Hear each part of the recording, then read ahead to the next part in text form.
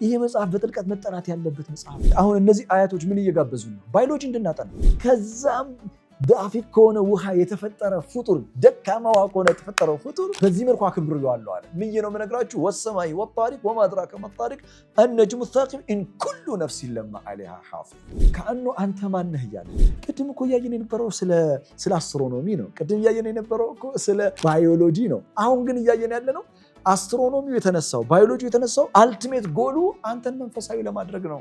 ከፍትወት ጠብታ ያስገኘው ከተስፈንጣሪ ውሃ ያስገኘው ጌታ ዳግም አይቀሰቅሰውም ብለህ ነው የምትጠራጠረው? ስለ ልቦናዊ ንጽህና፣ አእምሯዊ ንጽህና፣ መንፈሳዊ ንጽህና፣ የስብዕና ንጽህና ይሰጣል። እንደዚሁ ቁርአንም የሞቱ ልቦናዎችን ሕያው ያደርጋል። በነገራችን ላይ እኔ ቁርአን ጥናት የማጠናው ለራሴ ነው። ቁርአንን ለሌሎችም የማስጠናው ለራሴ ነው።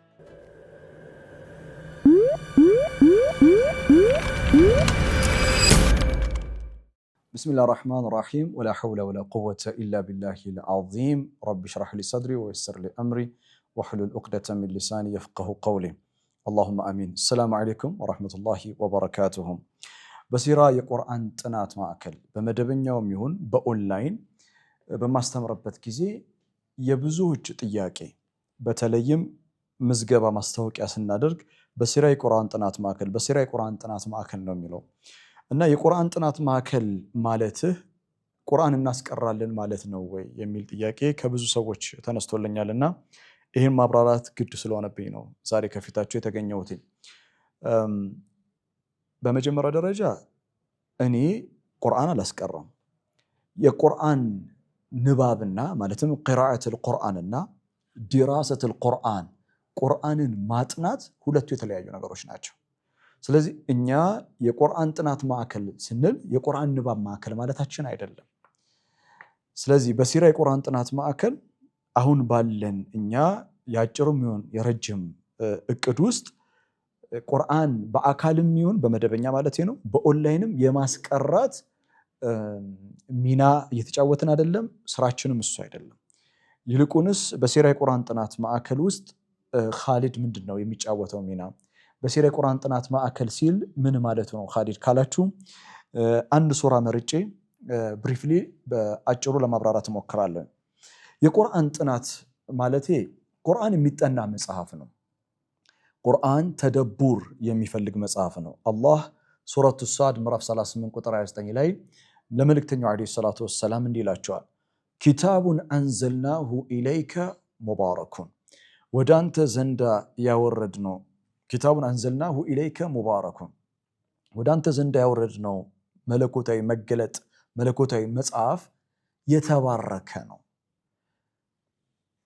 ኪታቡን አንዘልናሁ ኢለይከ ሙባረኩን ሊየደበሩ አያቲ፣ የኔን አያቶች ተደቡር እንዲያደርጉት ነው። ዲፕሊ ሪፍሌክት፣ በጥልቀት እንዲያስተነትኑት ነው። ኪታቡን አንዘልናሁ ኢለይከ ሙባረኩን ሊየደበሩ አያቲ ወልየተዘከረ ኡሉል አልባብ፣ የአእምሮ ባለቤቶች ተደቡር በማድረግ በዚህ መጽሐፍ እንዲገሰጹ ነው ይላል። ስለዚህ ቁርአን ወይም ደግሞ ኪታብ ዩድረስ ላዝም ነተደበር አሚቅ ጅደን ኢንዴብዝ፣ በጥልቀት ልናጠናው የሚገባ መጽሐፍ ነው። ቁርአን የሚነበብ መጽሐፍ ብቻ አይደለም፣ ቁርአን የሚጠና መጽሐፍ ነው። የሚጠና መጽሐፍ ነው ማለት ቁርአንን የምናጠናበት የራሱ የሆነ ሜቶዶሎጂ የራሱ የሆነ ፊሎሶፊ አለ። ቁርአንን እንድንረዳው ያቀረበልን ሜቶዶሎጂዎች አሉ፣ ያቀረበልን ፊሎሶፊ ልንለው እንችላለን። ዘዴዎች አሉ፣ መንገዶች አሉ። ምሳሌ ልስጣችሁ።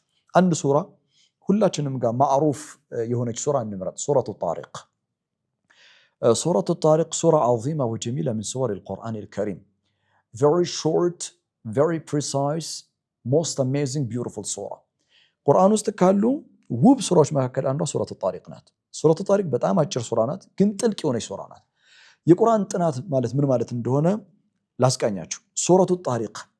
ሱረቱ ጣሪቅ በመጀመሪያ መኪ የሆነች ሱራ ናት። ማለትም መልእክተኛው ዓለይሂ ሰላቱ ወሰላም መካ በነበሩበት ጊዜ የወረደች ሱራ ናት። ሱረቱ ጣሪቅ 17 አያቶችን በውስጡ የያዘች ሱራ ናት። ሱረቱ ጣሪቅን በጥልቀት ማጥናት ስንፈልግ ምን አይነት መንገዶችን ነው የምንከተለው? በሲራ የቁርአን ጥናት ማዕከል በመደበኛው የሚሆን በኦንላይን በማስተምርበት ጊዜ ለተማሪዎቼ ሱረቱ ጣሪቅን በጥልቀት እንዲረዱት ለማድረግ ምን አይነት መንገዶችን ነው የምጠቀመው መሰላችሁ? የመጀመሪያው የሱረቱ ጣሪቅ መቃስድ ሱራ ምንድን ነው? ምን ማለት ነው? መቃስድ ሱራ ማለት the central message of the ሱራ የሱራዋ ማዕከላዊ አስተምሮት ምንድን ነው? محور العمل ሱራ 17 አያቶች አሉ፣ ግን ማዕከላዊ አስተምሮቷ ምንድን ነው? አስተውላችሁ ከሆነ ብዙዎቻችን ቁርአን መልእክቱ የተበታተነ ይመስለናል። ቁርአን አንድ ሐሳብ ጀምሮ ወደ ሌላ ሐሳብ ሲሻገር የመጀመሪያው ሐሳብና ቀጥሎ ያለው ሐሳብ ምንም ግንኙነት ያላቸው አይመስለንም። አይደለም። አላህ እኮ ወሰፈ ኪታበሁ ኪታቡን አላህ ሲገልጸው ምን አለ? ሱረቱል ሁድ ምዕራፍ 11 ቁጥር 1 ላይ አሊፍ ላም ራ ኪታቡን ኡሕኪመት አያቱሁ ኪታቡን ማግኒፊሰንት ቡክ አስደናቂ የሆነ መጽሐፍ ነው። ኡሕኪመት አያቱሁ አያቶቹ ዌል ኦርጋናይዝድ የሆኑ አያቶቹ በጥልቀት የተሰባጠሩ ثم فصلت on the top of that in great detail የተብራሩ ከማ ሚን ለዱን ሐኪሚን ኸቢር ጥበበኛና ውስጠ ሚስጥር አዋቂ ከሆነው አላህ ዘንዳ በጥልቀት የተብራራ መጽሐፍ ነው። ስለዚህ ኪታቡን ሑኪመት አያቱሁ የሚለው ይሰመርበት። አያቶቹ ዌል ኦርጋናይዝድ ናቸው። አያቶች እርስ በርስ ይደጋገፋሉ። አንደኛው አያ ከሌላኛው አያ ጋር ጥልቅ የሆነ ትስስር አለው። እኛ ዓሊምና አወቅነው ጃሂልና ወይም ደግሞ አላወቅነው፣ እኛ አልተረዳነውም እኛ አላወቅነውም ማለት ግን ቁርአን ማዕከላዊ አስተምሮት የለውም ማለት አይደለም። እያንዳንዱ ሱራ ማዕከላዊ አስተምሮት አለው። ወደ ሱረቱ ጣሪቅ ልመልሳችሁና የሱረቱ ጣሪቅ ዋናው ሐሳብ ምንድነው? محور عمل السورة the مقاصد السورة the central message ካላችሁኝ لفهم هذه السورة المباركة ይህችን ሱራ to understand it in depth በጥልቀት ለመረዳት ቁልፍ ያስፈልገናል። ቁልፉ የቱ ነው ካላችሁኝ ከቁጥር 8 እስከ 10 ያሉ 3 አያቶች። እነዚህ 3 አያቶች ሱረቱ ጣሪቅን ለመረዳት ቁልፍ ናቸው። ማለትም ቢስሚላሂር ረህማኒር ረሂም ኢነሁ ዐላ ረጅዒሂ ለቃዲር የውመ ቱብለ ሰራኢር ፈማ ለሁ ሚን ቁወቲን ወላ ናሲር። እነዚህ 3 አያቶች ማዕከላዊ አስተምሮት ናቸው ስንል ምን ማለት ነው ካላችሁኝ እነዚህ 3 አያቶች የሚያስቃኙት ኢነሁ ዐላ ረጅዒሂ ለቃዲር ቅንጣት ታክል ጥርጥር የለውም እርሱ ማለትም አላህ ዐላ ረጅዒሂ ለቃዲር የሰው ልጅ ዳግም በመመለስ ላይ ቻይ ነው። የውመ ቱብለ ሰራኢር መቼ ካላችሁ ሚስጥራት በሚገለጥበት ቀን። እናም የዛን ቀን ፈማ ለሁ ሚን ቁወቲን ወላ ናሲር ሰው የሚባለው አካል ፈማ ለሁ ሚን ቁወቲን ምንም አይነት ፓወር አይኖረውም፣ ወላ ናሲር ረዳት አጋዥም አካል አይኖረውም ይላል። የሱረቱል ጣሪቅ ማዕከላዊ አስተምሮት ኢነሁ ዐላ ረጅዒሂ ለቃዲር የውመ ቱብለ ሰራኢር ፈማ ለሁ ሚን ቁወቲን ወላ ናሲር።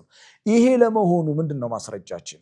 ምክንያቱም በሱረቱ ጣሪቅ ላይ ያሉ አያቶች በአጠቃላይ የሚሽከረከሩት እነዚህን ጽንሰ ሐሳብ ወይም እነዚህን 3 አያቶች የሚያገለግሉ ሆነው እናገኛቸዋለን። የሰው ልጆችን ዳግም አላህ ይቀሰቅሳል እና በመቀስቀስ ላይ ፍጹም ቻይ ነው። ዐላ ረጅዒሂ ለቃዲር he has absolute capability ፍጹም ቻይ ነው የሚለውን የምታረጋግጥልን ሱራ ናት። ኦኬ መቃሲድ ሱራ ይሄ ከሆነ በሱረቱል ጣሪቅ ውስጥ ቀጥሎ የምንቃኘው ምንድነው?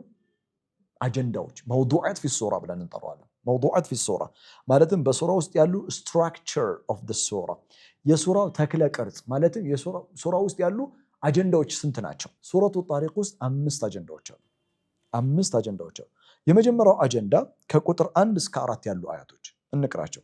ቢስሚላሂር ረህማኒር ረሂም ወሰማኢ ወጣሪቅ ወማ አድራከ መጣሪቅ አነጅሙ ሳቂብ ኢን ኩሉ ነፍሲን ለማ ዐለይሃ ሓፊዝ። የመጀመሪያው አጀንዳ አለቀ።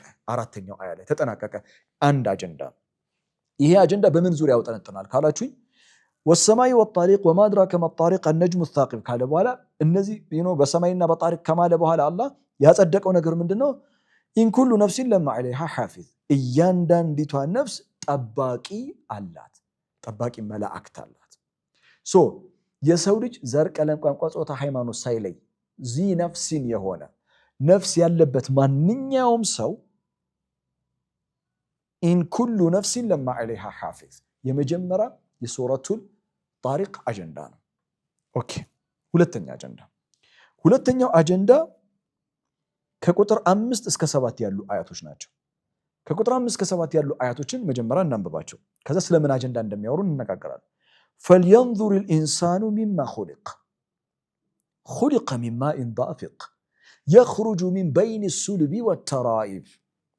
እነዚህ ሶስት አያቶች የሰው ልጅ መገኛውን የሰው ልጅ ጅማሮውን deep reflection on the origin of humanity, deep reflection on the origin of your existence, የሰው ልጅ መገኛውን ጅማሮውን በጥልቀት እንዲያስተነትነው አላህ ይጋብዘዋል። ፈልየንዙርን ፋ የሚለው ከቋንቋ አንጻር በሲሪያ የቁርአን ጥናት መካከል ከምንጫወተው ሚና መካከል አንዱ ምንድነው? ቁርአንን ከቋንቋዊ አንጻር በጥልቀት መረዳት። ምክንያቱም ቁርአንን ለመረዳት ከሚያስፈልጉ ቁልፎች መካከል አንዱ አላህ ሱረቱ ዩሱፍ ምዕራፍ 12 ቁጥር 2 ላይ እንደነገረን ኢና አንዘልናሁ ቁርአንን ዓረቢያን ለዐለኩም ተዕቂሉን፣ በጥልቀት ትረዱ ትገነዘቡ ዘንዳ ቁርአንን በአረበኛ ቋንቋ አድርገነዋል ይላል። ስለዚህ ቋንቋውን ማወቅ አስፈላጊ ነው። አሁን ፋ የሚለው ፊደል ፋ አንድ ሰው ምን ሊለን ይችላል? ከቁጥር 1 እስከ 4 ያሉ አጀንዳ አንደኛው አጀንዳ ነው ብለሃል። ከ5 በኋላ እስከ 7 ያለው ሁለተኛ አጀንዳ ነው። ማስረጃ ምንድነው ቢለኝ ፋ ማስረጃ ናት። ፈልየንዙር ልኢንሳኑ ሚማ ኹሊቅ ፋ ተፍሪዕያ አማ ሰበቅ፣ ከላይ ካሉ 4 አያቶች ትነጠላለች። ማለትም ከመጀመሪያው አጀንዳ መነጠላችንን የምናውቀው ናሕና ደኸልና ኢላ መውዱዕን ጀዲድ ኒው ቶፒክ አዲስ አጀንዳ መጀመሩን የምናውቀው ፋ ፈልየንዙር ልኢንሳኑ ሚማ ኹሊቅ፣ የሰው ልጅ ዲፕሊ ኦብዘርቭ ያደርግ በጥልቀት ይመልከት። ሚማ ኹሊቅ ከምን እንደተፈጠረ ኦሪጂን ከምን እንደተገኘ ከዛ ኦሪጂኑን ይነግረናል። ኹሊቀ ሚን ማኢን ዳፊቅ ተስፈንጣሪ ከሆነ ውሃ ተፈጥሯል። አሁን ተስፈንጣሪ ከሆነ ውሃ የሚለው የወንድ ልጅ የዘር ፈሳሽን በጥልቀት እንድናጠናው ይጋብዘናል። ከዛስ የኽሩጁ ሚን በይኒ ሱልቢ ወተራኢብ። ሁለተኛው አጀንዳ የተፈጠርንበትን የዘር ፈሳሽ በጥልቀት እንድንቃኘው እንድናስተነትነው ግብዣ ያቀርባል። ምክንያቱም ከዛ ፈሳሽ أصبح إنسانا يتحرك ويتكلم ويعمل ويأكل ويشرب ويفكر ويتدبر ويبني حضارة. يا فساش سوي هونال يبلال يتطال ينقسقسال ياسبال يستولال يستنتنال سلطاني يገነባል። هذا أمر عظيم جدا በጣም የሚያስደንቅ። ሁለተኛው አጀንዳ የሰው ልጅ የተፈጠረበትን የዘር ፈሳሽ በጥልቀት ይመልከተው ነው። ሶስተኛ አጀንዳ ከቁጥር 8 እስከ 10 ያሉ አያቶች። መጀመሪያ ነቅራ አልአያት ኢነሁ ዐላ ረጅዒሂ ለቃዲር፣ እርሱ ዳግም በመመለስ ላይ ፍጹም ቻይ ነው። ማንን? ያ ፈልየንዙር ልኢንሳኑ ሚማ ኹሊቅ ከፍትወት ጠብታ የፈጠረው የሰው ልጅ ከሞተ በኋላ ዳግም በመቀስቀስ ላይ ፍጹም ቻይ ነው። ኢነሁ ዐላ ረጅዒሂ ለቃዲር የውመ ቱብለ ሰራኢር፣ መቼ ከተባለ የውመ ቱብለ ሰራኢር ሚስጥራት በሚገለጡበት ቀን። የዛን ቀን የሰው ልጅ ሁኔታው ምን ይመስላል? ፈማ ለሁ ሚን ቁወትን ወላ ናሲር። እነዚህ ከ8 እስከ 10 ያሉ አያቶች የሱረቱል ጣሪቅ ማዕከላዊ አስተምሮት ነው። ሴንትራል ሜሴጅ ነው። መቃሰድ ሱራ ነው። ሶስተኛውም አጀንዳ ነው። አላህ ሱብሓነሁ ወተዓላ ሰውን ከሞት በመቀስቀስ ላይ he has full capability ፍጹም ቻይ ነው። ኢነሁ ዐላ ረጅዒሂ ለቃዲር የሚለውን ያሳያል። አራተኛ አጀንዳ ከቁጥር 11 እስከ 14 ያሉ አያቶች። አወለን ነቅራ አያት ከቁጥር 11 እስከ 14 ያሉ አያቶች ወሰማኢ ዛቲ ረጅዕ ወልአርድ ዛቲ ሰድዕ ኢነሁ ለቀውሉን ፈስል ወማ ሁወ ቢልሃዝል። እነዚህ አያቶች ምንድን ነው? አላህ በመሐላ ወሰማኢ ዛቲ ረጅዕ በሰማይ ይምላል፣ ወልአርድ ዛቲ ሰድዕ በምድር ይምላል። ከዛ የተማለለት ሐሳብ ምንድነው? ኢነሁ ለቀውሉን ፈስል ቁርአን it's a decisive قول speech decisive speech ነው። ኢነሁ ለቀውሉን ፈስል ይላል። ምን ማለት ነው? የቁርአን ሚናውን ነው የሚነግረን። ቁርአን ከሚጫወተው ሚና መካከል decisive ነው። ማለትም ወሳኝ የሆነ መጽሐፍ ነው። ይወስናል። የሚለይ የሆነ መጽሐፍ ነው። እውነትን ከሐሰት የሚለይ፣ ብርሃንን ከጨለማ፣ ሐላሉን ከሐራም፣ ንጹህን ከቆሻሻ ነጥሎ የሚያሳይ ነው። ኢነሁ ለቀውሉን ፈስል ወማ ሁወ ቢልሃዝል በፍጹም ደካማ የሆነ መጽሐፍ አይደለም። ወማ ሁወ ኢነሁ ለቀውሉን ፈስል የቁርአንን ሚና ነው። አራተኛ ሱረቱል ጣሪቅ የምታስቀኝ። አምስተኛ አጀንዳ ከቁጥር 15 እስከ 17 ያሉ አያቶች ኢነሁም የኪዱነ ከይዳ ወአኪዱ ከይዳ ፈመሂሊል ካፊሪነ አምሂልሁም ሩወይዳ። እውነትን ለመጣል የአላህን ተፈጥሯዊ መንገድ ለማፍረስ የሚንቀሳቀሱ ሴረኞችን አላህ ያጋልጣቸዋል። እናም ለነሱ ኃይለ ብርቱ የሆነ ማስጠንቀቂያ ይሰጣል። ከዛም ሱራው ይጠናቀቃል። ስለዚህ ምን ተረዳን? አሁን የሱረቱ ጣሪቅ ማዕከላዊ አስተምሮት አላህ ዳግም ሰውን በመቀስቀስ ላይ ፍጹም ቻይ ነው። ኢነሁ ዐላ ረጅዒሂ ለቃዲር የውመ ቱብለ ሰራኢር ፈማ ለሁ ሚን ቁወቲን ወላ ናሲር የሚለው። ከዛ ዙሪያው ያሉ ሌሎቹ አያቶች በአጠቃላይ በዚህ ሐሳብ ላይ የሚሽከረከሩ ናቸው። ማለትም ሱራዋ 5 አጀንዳዎች አሏት። ከቁጥር 1 እስከ 4 እያንዳንዲቷ ነፍስ ጠባቂ አላት። ከቁጥር 5 እስከ 7 የሰው ልጅ ጅማሮውን በጥልቀት እንዲያስተነትን ይጋብዛል። ከቁጥር 8 እስከ 10 አላህ የሰው ልጅ ዳግም በመቀስቀስ ፍጹም ቻይ መሆኑን ይነግረናል። ከቁጥር 11 እስከ 14 የቁርአን ሚና ኢነሁ ለቀውሉን ፈስል መሆኑን ያብራራል። ከዛም በስተመጨረሻ ከቁጥር 15 እስከ 17 እውነትን ለሚጋፉ የአላህን መንገድ ለሚቃወሙ ሴረኛ ለሆኑ ሰዎች ኃይለ ብርቱ ማስጠንቀቂያ ይሰጣል። ሌላው ሱረቱ ጣሪቅን ስናጠና ሱረቱ ጣሪቅ ጎረቤቶች አሏት። ለምሳሌ የሱረቱ ጣሪቅ ጎረቤት ቀድማ ያለችው ሱራ ሱረቱል ቡሩጅ ናት። ሱረቱል ቡሩጅን አጥንተን ወደ ሱረቱ ጣሪቅ ከመጣን ሙናሰባ በይነ ሱረቱል ቡሩጅ ወሱረቱ ጣሪቅ፣ በሱረቱል ቡሩጅ እና በሱረቱ ጣሪቅ መካከል ያለው ትስስሮችን እንቃኛለን። ይሄ የሚጠቅመን ለምንድን ነው? ቁርአን ከሱረቱል ቡሩጅ ሱረቱ ጣሪቅ፣ ከጣሪቅ ሱረቱል አዕላ፣ ከአዕላ ሱረቱል ጋሺያ፣ ከጋሺያ ሱረቱል ፈጅር ተርቲብ ሱወር አልቁርአን አልከሪም የቁርአን ሱራዎች አሁን በተቀመጡት መልኩ የተደረደሩት ተውቂፍይ ናቸው፣ ማለትም ረባንይ ናቸው። ኢትስ አ ዲቫይን ኦርደር ነው። መለኮታዊ የሆነ ድርደራ ነው። መለኮታዊ የሆነ ሱረቱል ቡሩጅ ከሱረቱ ጣሪቅ በኋላ እንድትመጣ የተዘጋጀ ነው። ይሄ የሚያሳየን ምንድን ነው? ቁርአን ዲቫይን መሆኑን መለኮታዊ መሆኑን ፍሰቱን የጠበቀ መጽሐፍ መሆኑን እንድንረዳ ነው። ምሳሌ ልስጣችሁ። ሱረቱል ቡሩጅ ሙናሰባ በይነ ሱረቱል ቡሩጅ ወሱረቱ ጣሪቅ። ሱረቱል ቡሩጅ ስትጀምር ምን ብላ ነው የምትጀምረው? ቢስሚላሂር ረህማኒር ረሂም ወሰማኢ ዛቲል ቡሩጅ አይደል? ወሰማኢ በሰማይ ብሎ ነው የሚጀምረው። ዛቲል ቡሩጅ የቡሩጅ ባለቤት በሆነች። ሱረቱ ጣሪቅ ላይ ስትመጡ ምን ይላል? ወሰማኢ ወጣሪቅ በሰማይ እምላለሁ፣ ወሰማኢ ከዛ ወጣሪቅ በጣሪቅ እምላለሁ። አያችሁ፣ ሁለቱም ሱራ በመሐላ ነው የሚጀምሩት። ሁለቱም ሱራ በሰማይ በመማል ነው የሚጀምሩት። ልክ እንደዚሁ በሁለቱ ሱራዎች መካከል ለምሳሌ ይሄ በሲሪያ ቁርአን ጥናት ማዕከል ውስጥ የማስተምርበት በኦንላይንም በመደበኛው የማስተምርበት መጽሐፍ ነው። የሱረቱ ጣሪቅ ማብራሪያ ነው እና ለምሳሌ ሙናሰባ በይነ ሱረቱል ቡሩጅ ወሱረቱ ጣሪቅ ስንት ነው መሰላችሁ? እዚህ የተዘረዘረው ስድስት የሚያስተሳስራቸው አጀንዳዎች አሉ። አንድ ምሳሌ ልስጣችሁ ተጨማሪ።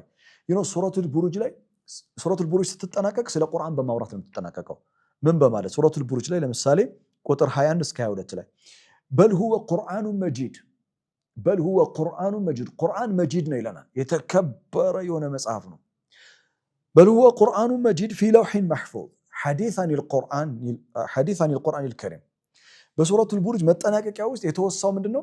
የሐዲሰን አልቁርአን አልከሪም፣ ስለ ቁርአን መጂድነት። የቁርአን ሲፋው አንዱ መጂድ ነው፣ ቢማና ከሪም ነው፣ የተከበረ የሆነ መጽሐፍ ነው። ሱረቱ ጣሪቅ 5 አጀንዳዎች አሏት ብያችሁ ነበር አይደል? አምስተኛው አጀንዳ ምን ነበር የሚያወራው? አራተኛው አጀንዳ ስለምን ነበር የምታወራው? ወሰማኢ ዛቲ ረጅ ወልአርዲ ዛቲ ሰድ ኢነሁ ለቀውሉን ፈስል ወማ ሁወ ቢልሐዝል። ማለትም ሱረቱ ጣሪቅ ከቁጥር 11 እስከ 14 ባሉ አያቶች ውስጥ ኢነሁ ለቀውሉን ፈስል ቁርአን ዲሳይሲቭ ንግግር መሆኑን፣ የመለያ ንግግር መሆኑን፣ እውነትን ከሐሰት የሚለይ የሚጫወተውን ሚና ሱረቱል ቡሩጅ ላይ ቁርአን መጂድ ነው፣ የተከበረ ነው። አሁን ሱረቱል ጣሪቅ ላይ ስንመጣ ቁርአን ፈስል ነው። ኢነሁ ለቀውሉን ፈስል ሙናሰባ ጀሚላ ጅደን በይነ ሱረተይን፣ በሁለት ሱራዎች መካከል ያሉ ውብ የሆኑ ትስስሮችን እናያለን። የቁርአን ጥናት ማለት ይሄ ነው። ከዛ ባሻገር ይህንን ካየን በኋላ ወደ ሱረቱል ጣሪቅ እንመጣለን። ሱረቱ ጣሪቅ የመጀመሪያው አጀንዳን ማብራራት እንጀምራለን። ማለትም ከቁጥር 1 እስከ 14 ያሉ ወሰማኢ ወጣሪቅ ወማ አድራከ መጣሪቅ አነጅሙ ሳቂብ ኩሉ ነፍሲን ለማ ዐለይሃ ሐፊዝ። ምሳሌ ወሰማኢ ወጣሪቅ ሱራው በመሐላ ጀምራለች። ለምንድን ነው ሱራው በመሐላ የጀመረችው? መሐላ በቁርአን ውስጥ ያለው ሚና ምንድን ነው? እሱን እንቃኛለን። ከዛ ወጣሪቅ ጣሪቅ ስለ ሰማይና ጣሪቅ ምንድን ነው? ወማ አድራከ መጣሪቅ የሚለው አገላለጽ ምን ማለት ነው? ወማ አድራከ ማለት ምን ማለት ነው? ጣሪቅ ምንድን ነው? ነጅሙ ሳቂብ ብሎናል። ስለዚህ የመጀመሪያዎቹ አያቶች ሱረቱ ጣሪቅ ላይ የሚያወሩት ስለምንድን ነው? ወሰማይ ወጣሪቅ ወማ አድራከ መጣሪቅ አነጅሙ ሳቂብ። ስለ ጣሪቅ ሲያወራ፣ ስለ ሰማይ ሲያወራ ስለምንድን ነው የሚያወራው? እያወራ ያለው ስለ አስትሮኖሚ ስለ ስነ ፈለክ እያወራ ያለው ስለ ዩኒቨርስ። ስለዚህ ምንድነው እኔ የማደርገው? ስለ ታሪክ የሚያወሩ መጽሐፎችን አገላብጣለሁ። ማለትም አስትሮኖሚ ማጥናት ጀምራለሁ ማለት ነው። አስትሮኖሚ ውስጥ ገባና ስነ ፈለክ ውስጥ ገባና አስተውሉ። ሙያዊ ትንተና አልሰጥም። ሙያዊ ትንተና አይደለም የምሰጠው። አያቶቹ ሰማይን እንዳጠና እየጋበዙኝ ነው። አያቶቹ ወሰማይ ወጣሪቅ እያሉን ነው። እንደውም ወማ አድራከ መጣሪቅ እያሉ ሪቶሪካል ኮስችን እየተጠየቅኩ ነው። ታሪክ ምን እንደሆነ ምን አሳወቀህ እየተባልኩ ነው። ስለዚህ አነጅሙ ሳቂብ ነው ብሎኛል። ስለ ነጅም ማጥናት ግድ ይለኛል። ኑጁሞችን ስለ ኑጁም ማጥናት ግድ ይለኛል። ከዋክብት ምንድን ናቸው? ኑጁም ምንድን ነው? ታሪክ ምንድን ነው? ሰማይ ምንድን ነው? ይህንን የሚያጠና የሳይንስ ፊልድ አለ፣ አስትሮኖሚ፣ ስነፈለክ። ስነፈለክ ስለ ታሪክ የሚለውን ነገር በጥልቀት አጠናና ከቋንቋዊ አንጻር ቁርአን ከሰጠው ትርጓሜ አንጻር ብሪፍ የሆነ ማብራሪያ ለተማሪዎች ያቀርባለሁኝ። ከዛስ ተማሪዎች ከኔ የበለጠ ወደ ቤት በመሄድ ይህንን ኖት በመያዝ ስለ ሰማይ በጥልቀት ማጥናት ይጀምራሉ። ዩቱብ ላይ ማየት ይችላል ዶክመንተሪ፣ ወይም ደግሞ መጽሐፎችን ያነባል ስለ ሰማይ፣ ወይም ደግሞ ስለ ታሪክ በጥልቀት ማጥናት ትጀምራለች። እኔ ተማሪዎችን ዩኒቨርስን እንድናጠና ቁርአን ስለጋበዘን እጋብዛቸዋለሁ እንዲያጠኑ ማለት ነው። ከዛ ኢን ኩሉ ነፍሲን ለማ ዐለይሃ ሐፊዝ፣ እያንዳንዲቷ ነፍስ ጠባቂ አላት ይላል። እንዴ ምን አገናኘው? ስለ ታሪክና ስለ ነፍስ ኢን ኩሉ ነፍሲን ለማ ዐለይሃ ሐፊዝ፣ እያንዳንዲቷ ነፍስ በአላህ መለኮታዊ ጥባቆ ስር ስለመሆኗ ማውራቱ ምንድነው የሚያገናኛቸው ትስስር? ብሪፍሊ አንድ ነገር ልንገራችሁ። ሱረቱ ሰፋት ነው መልስ የሚሰጠው። ሰፋት ላይ ሄዳችሁ አላህ አነጅሙ ሳቂብ ሰማይን መጠበቂያ ነው። አነጅሙ ሳቂብ ሸያጢኖች ወደ ሰማይ እንዳይወጡ ሰማይ የምትጠበቅበት መሳሪያ ሳቂብ ነው። መላእክቶች የሚተኩሱት ብዬ ላውራችሁ። ሱረቱ ሰፋት ላይ ሄዳችሁ ኢላ መን ኸጢፈል ኸጥፈተ ፈአትበዐሁ ሺሃቡን ሳቂብ ፈአትበዐሁ ሺሃቡን ሳቂብ። ሸይጣን ወደ ላይ ወጥቶ ወሬ ከመላእክት ለመልቀም አክሰስ ወደ ሰማይ ለማግኘት ከመጣ ፈአትበዐሁ ይከተለዋል። ልክ እንደ ስናይፐር ሹት ነው የሚያደርገው። ምን ሺሃቡን ሳቂብ ወማ ድራከ መጣሪቅ አነጅሙ ሳቂብ። ቁርአን መብንዩን ቢጠሪቃ ዐዚማ ወጀሚላ ጅደን ሃዛል ኪታብ ላዝም ዩድረስ። ይሄ መጽሐፍ በጥልቀት መጠናት ያለበት መጽሐፍ ነው። ስለዚህ የቁርአን ጥናት ማለት እነዚህን አያቶች ስለ ዩኒቨርስ ነው የሚያወሩት፣ ስለ ከዋክብት ነው የሚያወሩት። ከሰው ጋር ያለውን ግንኙነት ምንድን ነው? ምክንያቱም ኢን ኩሉ ነፍሲን ለማ ዐለይሃ ሐፊዝ ትላል። ያንን ሐፊዝ ትላለ። ያንን በጥልቀት ከተማሪዎቼ ጋር አጠናለሁ ማለት ነው፣ አስተምራለሁ ማለት ነው። እሺ ሌላው የመጀመሪያውን አጀንዳ ካጠናቀቅም በኋላ በጥልቀት ቋንቋዊ እይታውን የአያቶቹን አደረጃጀት በደንብ ካየን በኋላ ወደ ሁለተኛው አጀንዳ እንመጣለን። ሁለተኛው አጀንዳ ስለምን ነበረ? የምታስታውሱ ከሆነ ፈልየንዙር ልኢንሳኑ ሚማ ኹሊቀ ሚን ማኢን ዳፊቅ የኽሩጁ ሚን በይኒ ሱልቢ ወተራቢ። የሰው ልጅ መገኛውን ጅማሮውን በጥልቀት እንዲያስተነትን ዲፕ ሪፍሌክሽን እንዲኖረው ግብዣ ቀርቦለት ነበር። የወንድ ልጅ የዘር ፈሳሽ በጥልቀት መጠናት አለበት። ሰው የተገኘው ከዛ ድሮፕ ኦፍ ዋተር ስለሆነ ከዛ ፈሳሽ ስለሆነ። አሁን በጣም የሚደንቀው ነገር እስኪ እናንተ ልጠይቃችሁ። ሰው ልጅ ስለተሰራበት የወንድ ልጅ የዘር ፈሳሽ እያወራ ነው አያው። ከአምስተኛው አያ ጀምሮ ስለምንድን ነው የሚያወራው? በሳይንስ መነጽር ስለ አስትሮኖሚ ነው የሚያወራው? እንደ ቅድሙ አይደለም። አግሪካልቸር አይደለም። ስለ ማውንቴን አይደለም። ስለ ጂኦሎጂ አይደለም። ኢትስ ባዮሎጂ። ስለ ባዮሎጂ ነው የሚያወራው። የቁርአን ጥናት ማለት ነው። ስለዚህ አሁን እነዚህ አያቶች ምን እየጋበዙን ነው? ባዮሎጂ እንድናጠና ባዮሎጂ እንድናጠና ፈልየንዙር ልኢንሳኑ ሚማ ኹሊቀ ኹሊቀ ሚን ማኢን ዳፊቅ ገሽንግ ዋተር አሁን ቃሉን ተመልከቱ። ተሕሊል ሰውቲ ማለት ፎነቲክሱን ተመልከቱት። አሁን ካፌ ሲወጣ ኹሊቀ ሚን ማኢን ዳፊቅ ስላሁን የሚወረወር ነገር አይታያችሁ? የዘር ፈሳሽ ተወርውሮ ነው ወደ ሴቷ ማፀን የሚገባው አይደለ? ዳፊቅ ነው አለ። የኽሩጁ ሚን በይኒ ሱልቢ ወተራኢብ አለ። አንደኛው ይሄ ፈሳሽ አሁን የወንድ ልጅ የዘር ፈሳሽ ከየትኛው የሰውነት አካል ክፍል ነው የሚሰራው? ማለት እንዴት ነው የወንድ ልጅ የዘር ፈሳሽ የሚሰራው? ይሄ ባዮሎጂ ነው። ባዮሎጂ ማጥናት ያስፈልጋል። ስለዚህ ከባዮሎጂ ባዮሎጂ ውስጥ ገባው ማለት ነው። ባዮሎጂ ውስጥ ገባና በባዮሎጂ መጽሐፍ ማንበብ ይጠበቅብኛል። የባዮሎጂስት ትንታኔ በዚህ ዙሪያ ላይ የሰጡትን መስማት፣ ማዳመጥ፣ ኖት መያዝ ይጠበቅብኛል። ከዛስ ለተማሪዎች መጥቼ ብሪፍሊ አብራራለሁ። የአያውን ቋንቋዊ ትርጓሜ ያስተምራለሁ። ፈልየንዙር ማለት ምን ማለት ነው? ኢንሳን ማለት ምን ማለት ነው? ሚማ ኹሊቅ ማለት ምን ማለት ነው? ኹሊቀ ማለት ምን ማለት ነው? ሚማ ኢንዳፊቅ ምንድነው? ቋንቋዊ ትርጓሜን አብራራለሁ። ከዛስ ሳይንሳዊ ትርጓሜ ከባዮሎጂ ፐርስፔክቲቭ ደግሞ ስለ ድሮፕ ኦፍ ስፐርማቶዛ አብራራለሁ ማለት ነው። የቁርአን ጥናት ማለት ይሄ ነው። ከዛስ ተማሪዎች ይህንን ወስደው በመደበኛም ይሁን በኦንላይን ያሉ ተማሪዎች ይህንን ወስደው በጥልቀት እነሱ ከኔ የበለጠ ያጠኑታል ማለት ነው። ከዛስ ይህንን አጀንዳ ከጨረስን በኋላ ሁለተኛውን አጀንዳ ወደ ሶስተኛው አጀንዳ እንሸጋገራለን። እንደምታዩት ነው ኖቱ። ወደ ሶስተኛው አጀንዳ ስንመጣ ሴክሽን 3 የሱረቱ ጣሪቅ ሶስተኛው አጀንዳ ምንድን ነው ብለናል? ኢነሁ ዐላ ረጅዒሂ ለቃዲር የውመ ቱብለ ሰራኢር ፈማ ለሁ ሚን ቁወቲን ወላ ናሲር። ታዲያ የመጀመሪያው አጀንዳና ሁለተኛው አጀንዳ ትስስሩ ምንድን ነው ካላችሁ፣ የመጀመሪያው አጀንዳ ኢን ኩሉ ነፍሲን ለማ ዐለይሃ ሐፊዝ የተባለው እያንዳንዱ ነፍስ ዘር፣ ቀለም፣ ቋንቋ፣ ጾታ፣ ሃይማኖት ሳይለይ ምን አለው ተብለናል? ምን አለው? ጠባቂ አለው። ጠባቂ መልአክ ተደርጎለት ይሄ ጠባቂ ያለው መልአክ ፍጡር ነው የምላችሁ ሰው የሚባለው ከአኖ አላህ ከአኖ የጉል ከምን እንደተሰራ ግን ታውቃላችሁ? እኔ ግን እንዴት እንዳከበርኩት ታውቃላችሁ? ይሄ እኮ ጅማሬውን ብታዩ ሊከበር የማይገባ ጅማሬውን ሰው ራሱ የሚጸየፈው እኮ ነው። ፈልየንዙር ልኢንሳኑ ሚማ ኹሊቀ ሚን ማኢን ዳፊቅ።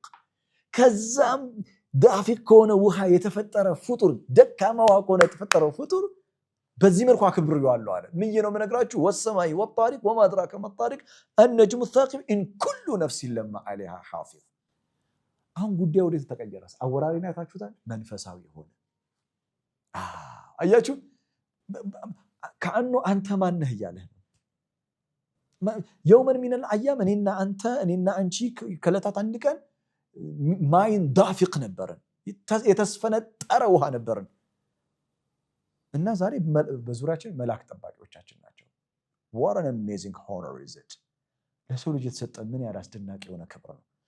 ቅድም እኮ እያየን የነበረው ስለ አስትሮኖሚ ነው። ቅድም እያየን የነበረው እኮ ስለ ባዮሎጂ ነው። አሁን ግን እያየን ያለ ነው አስትሮኖሚው የተነሳው ባዮሎጂው የተነሳው አልቲሜት ጎሉ አንተን መንፈሳዊ ለማድረግ ነው። አንቺን መንፈሳዊ ሰው የማድረግ ነው። ማለት ረባኒ የማድረግ ኢማናዊ የማድረግ ነው። በአላህ ግሩም በሆነው አሰራር እንድንደነቅ ነው። ሱብሓነ መን ኸለቅ እንድንል ነው። هذا هو دراسة القرآن። ይሄ ነው የቁርአን ጥናት። ስነ ፈለክ አጥንተን ባዮሎጂ አጥንተን እውቀት ኖሮን ብቻ እንድንሄድ አይደለም። ኖ ይሄ ስለ ባዮሎጂ ያጠና ነው፣ ስለ አስትሮኖሚ ያጠና ነው፣ ስለ ሰው ያጠና ነው። it has to turn into spirituality። ወደ መንፈሳዊነት መቀየር አለበት። መንፈሳችንን ማናገር መቻል አለበት። እውቀታችን ከአእምሯችን ወደ ነፍሳችን የዘለቀ መሆን መቻል አለበት። ለማንኛውም ሶስተኛው አጀንዳ ኢነሁ ዐላ ረጅዒሂ ለቃዲር አይደል? ሶስተኛው አጀንዳ ኢነሁ ዐላ ረጅዒሂ ለቃዲር የውመ ቱብለ ሰራኢር ፈማ ለሁ ሚን ቁወቲን ወላ ናሲር ኢነሁ ዐላ ረጅዒሂ ለቃዲር። ታዲያ በዚህ አስደናቂ ሁኔታ የተፈጠረው የሰው ልጅ ለዘላለም ይኖራል? አይኖርም። ከፍትወት ጠብታ የተሰራው ከተስፈንጣሪ ውሃ የተሰራው መላእክት ጠባቂዎች የተደረገለት የተከበረው የሰው ልጅ ይሞታል። መሞት ብቻ አይደለም፣ ከምትረግጡት መሬት በላይ እርግጠኛ ልትሆኑ የሚገባው ነገር ኢነሁ ዐላ ረጅዒሂ ለቃዲር። ከፍትወት ጠብታ ያስገኘው ከተስፈንጣሪ ውሃ ያስገኘው ጌታ ዳግም አይቀሰቅሰውም ብለህ ነው የምትጠራጠረው? ምን እያለን ነው? ሎጂካል የሆነ ኤቪደንስ አእምሮን የሚያናግር የሆነ ማስረጃ እያቀረበ ነው። ከተስፈንጣሪ ውሃ የተገኘው የሰው ልጅ ከሞተ በኋላ አፈር ሆኖ ያበቃል የምትል ከሆነ የተሳሳተ ግንዛቤ ነው። አላህ ፍጹም ቻይ ነው። ኢነሁ ዐላ ረጅዒሂ ለቃዲር። መቼ ነው ታዲያ የሚቀሰቅሰው? የውመ ቱብለ ሰራኢር፣ ምስጢራት የሚገለጡበት ቀን። የዛን ጊዜ የሰው ልጅ ምን ይገጥመዋል? ፈማ ለሁ ሚን ቁወቲን፣ ጉልበት አይኖረውም፣ ፓወር አይኖረውም።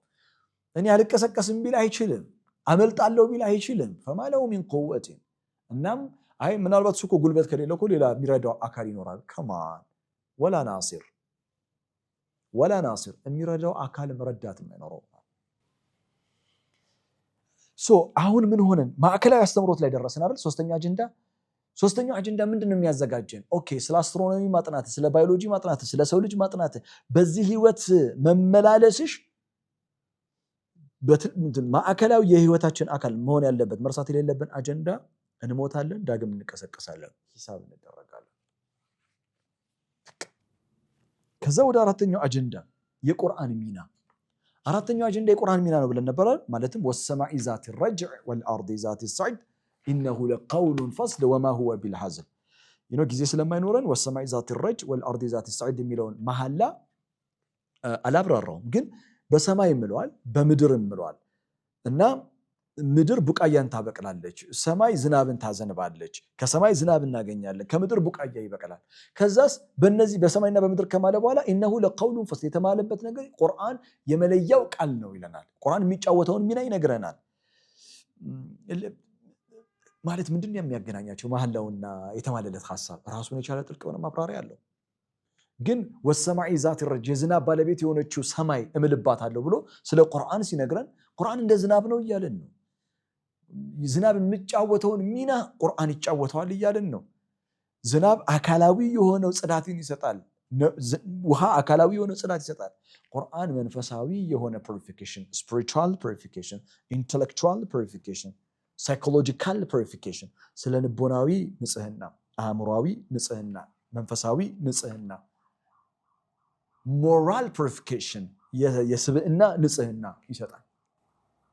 ውሃ የህይወት ምንጭ ነው። ወሰማኢ ዛቲ ረጅዕ ቁርአን ኢነሁ ለቀውሉን ፈስል is the source of our life, our spiritual life። የመንፈሳዊ ህይወታችን ምንጭ ቁርአን ነው። ዝናብ የደረቀችን ምድር ያረጥባል፣ የሞተችን ምድር ህያው ያደርጋል። ኢነሁ ለቀውሉን ፈስል ልክ እንደዚሁ ቁርአንም የሞቱ ልቦናዎችን ህያው ያደርጋል። ወቀሰት ቁሉቡሁም የተባለውን የሞተውን ልብ ህያው ያደርጋል። መንፈሳዊነታችንን ህያው ያደርጋል። ስብዕናችንን ህያው ያደርጋል። አእምሯችንን ብሩህ ያደርጋል። ዝናብ ወይም ውሃ ዕለት ተዕለት ለሰው ልጅ እንደሚያስፈልገው ሁሉ ውሃ ህይወት እንደሆነ ሁላ ቁርአን ለሰው ልጅ ህይወት ነው። አያችሁ፣ ኢነሁ ለቀውሉን ፈስል የቁርአን ሚናን ለምን የቁርአን ሚና የሚያነሳው መሰላችሁ? ከላይ የተጠቀሰው ስለ አስትሮኖሚ ያየነው፣ ስለ ሰው ልጅ ባዮሎጂ አፈጣጠር ያየነው፣ ከዛ መንፈሳዊ የሆነው ዳግም ትቀሰቀሳላችሁ የሚለው ሁሉን ነገር የሚያብራራ እኛ የጠራ ግንዛቤ እንዲኖረን ከኮንፊውዥን ነፃ የሚያወጣ ቀውል ፈስል ያስፈልገናል። አለዚ ዩፈሲሉ ኩል ሸይ። ለዛ ነው ቁርአንን ሱረቱል ዩሱፍ ምዕራፍ 12 ቁጥር 111 ላይ ወተፍሲለን ሊኩል ሸይኢን ይለዋል። ለሁሉ ነገር ማብራሪያ ነው ይለዋል። ወተፍሲለ ሊኩል ሸይ it explains everything። ሁሉ ነገር የሚያብራራ የሆነ መጽሐፍ ነው። ኢነሁ ለቀውሉን ፈስል ህይወት ምንድን ነው? ቁርአን ምንድን ነው? ሰማይ ምንድን ነው? ጣሪቅ ምንድን ነው? ሚማይን ዳፊቅ ምንድን ነው? ከሞት በኋላ ያለው ህይወት ምንድን ነው? ቀውል ፈስል ያስፈልገናል። የቁርአን ሚናዋ ቀውል ፈስል ነው። ከዛ ሲዘጋው የአላህን መንገድ የሚቃወም ተፈጥሮን መንገድ የሚቃወም ኢነሁም የኪዱነ ከይዳ ሴራን ያሰራሉ። ይህንን ተፈጥሯዊ መንገድን ለመናድ በሁለንተናዊ ሴራ የሚያሰሩ የአላህን የዘረጋውን ተፈጥሯዊ መንገድን ለመናድ ወአኪዱ ከይዳ የእነሱን እቅድ የሚያፈርስ እቅድ አለኝ ይላል አላህ። ፈመሂሊል ካፊሪነ አምሂልሁም ሩወይዳ። ለመልእክተኛው ዓለይሂ ሰላቱ ወሰላም እንደነዚህ አይነት ተፈጥሮን ለካዱ እውነትን ለማፍረስ የሚንቀሳቀሱ ግብረ ኃይሎችን ትንሽ ጊዜ ስጣቸው። ትንሽ ጊዜ ስጣቸው ማለት ግን አንተ ስራ ትሰራ ማለት ነው አይደለም። ስራህንማ አንተ መስራት አለበት። ቀጥሎ ያለው ሱራ ሰቢሕ እስመ ረቢከል አዕላ የበላይ የሆነውን ጌታህን ስም ተስቢሕ አድርገው። ተስቢሕ መቃልየን በቃልም በተግባርም አንተ ስራህን ስራ። ሰቢሕ እስመ ረቢከል አዕላ። እነሱንም ፈመሂሊል ካፊሪነ አምሂልሁም ሩወይዳ። አሁን ምን እያሳዩዋቸው ነው? ሱረቱ ጣሪቅ ከሱረቱል አዕላ ጋር ያላትን ትስስር እያሳዩዋቸው። ድራሰቱል ቁርአን ማለት ይሄ ነው። የቁርአን ጥናት ማለት ይሄ ነው። ተግባብተናል ያ ጀማ። ስለዚህ ቁርአንን እናጠናለን ማለት በጥቅሉ ሱራዎችን በእንደዚህ አይነት መልኩ በተደራጀ መልኩ እንቃኛለን። ከዛ ሱራ ውስጥ የተለዩ ቃላቶችን እናያለን። ምሳሌ ሱረቱ ጣሪቅ ውስጥ ጣሪቅ የሚል ቃል የትም ቦታ ቁርአን ውስጥ የለም። ጣሪቅ ይውጀድ ፊ ሱረቱ ጣሪቅ ፈቀጥ። ስለዚህ ሱራ ውስጥ ያሉ ልዩ የሆኑ ቃላቶች፣ ሌላ ቦታ ላይ የማይገኙ ቃላቶች፣ ለምሳሌ ኢና አዕጠይናከል ከውንሰር። ከውንሰር የሚለው ቃል ከሱረቱል ከውንሰር ውጭ የትም አይገኝም።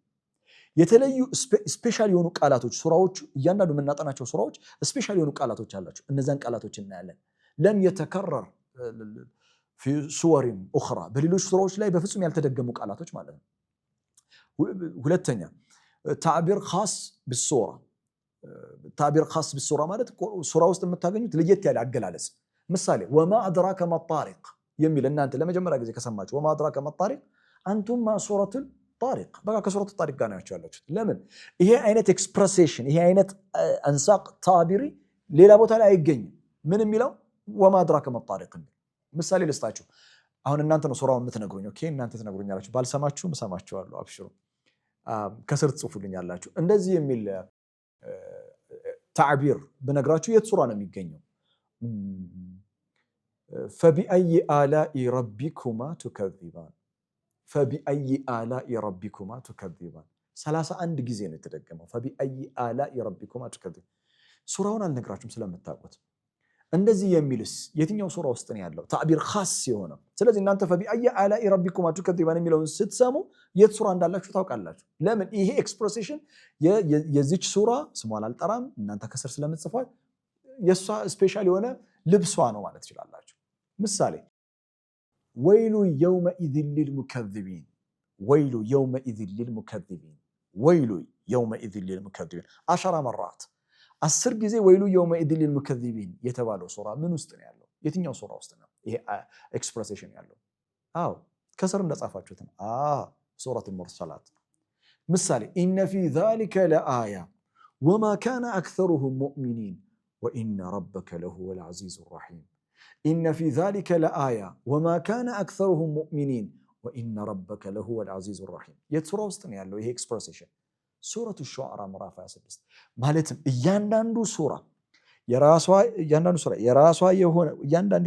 የራሷ የሆነ ልዩ ቃላት አላት።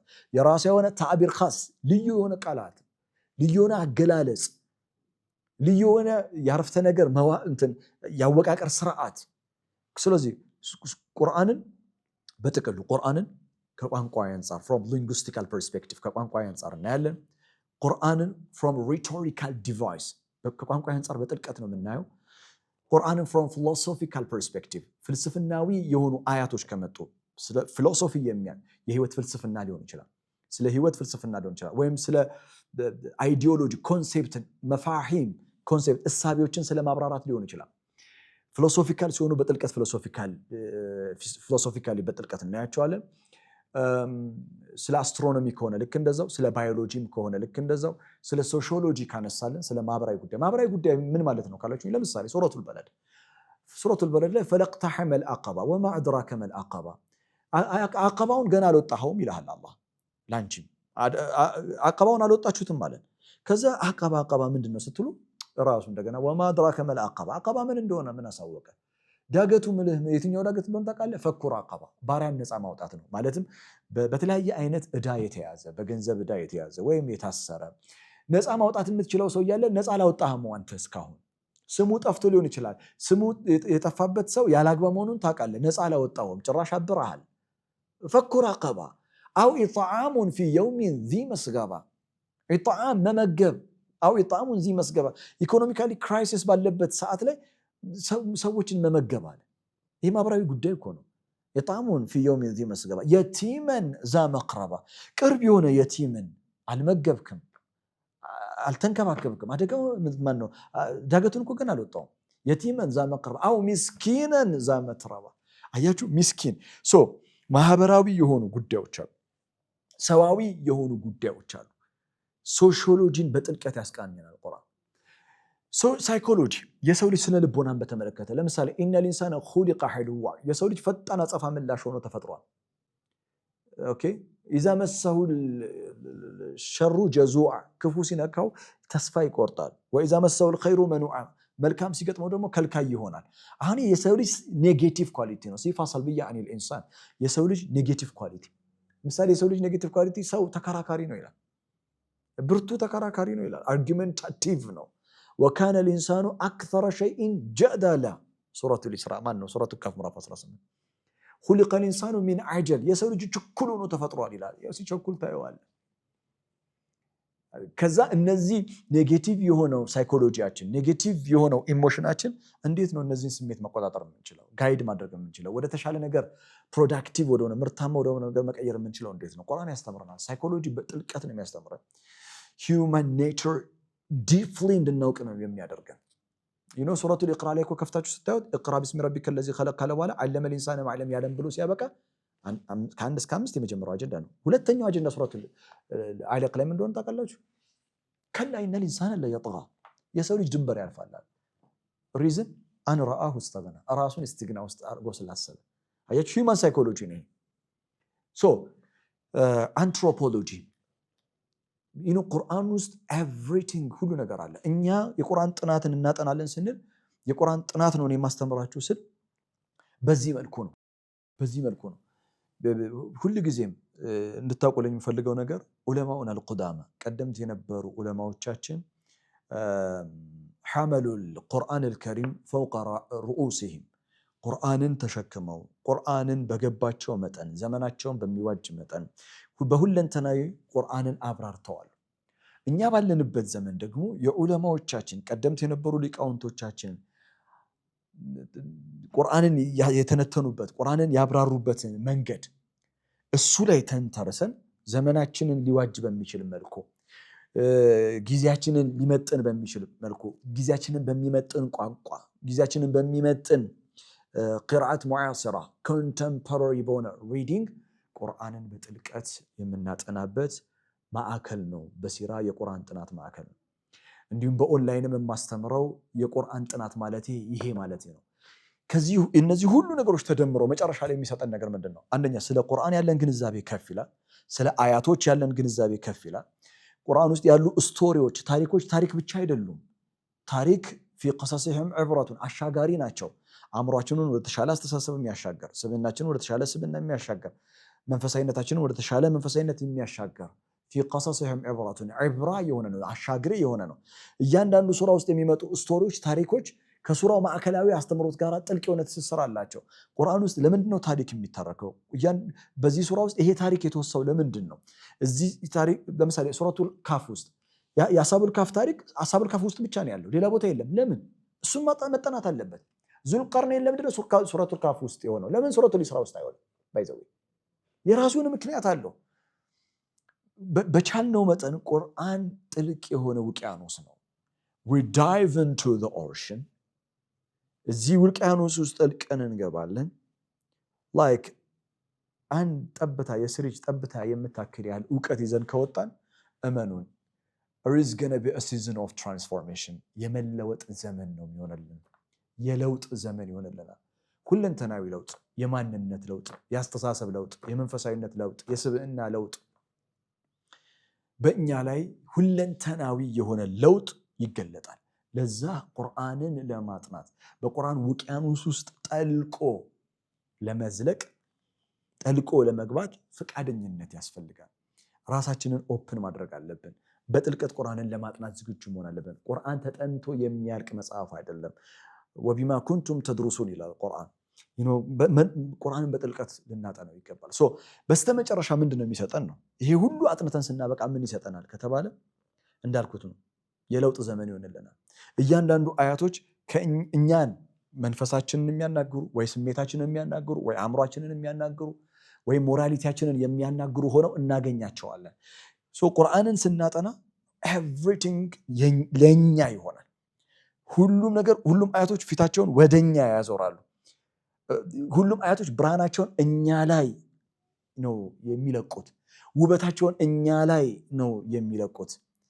ሀብታቸውን እኛ ላይ፣ በረካቸውን እኛ ላይ ነው የሚያፈሱት። ስለዚህ የቁርአን ጥናት ማጠናው ለማን ነው? በነገራችን ላይ እኔ ቁርአን ጥናት ማጠናው ለራሴ ነው። ቁርአንን ለሌሎችም የማስጠናው ለራሴ ነው። የቁርአን ጥናት ጉዞ ከእኔ ጋራ በመደበኛውም ይሁን በኦንላይን እንድትጀምሩ ወንድማዊ የሆነ ግብዣ አቀርብላችኋለሁኝ በሲራ የቁርአን ጥናት ማዕከል። አመሰግናለሁ። ወሰላሙ አለይኩም።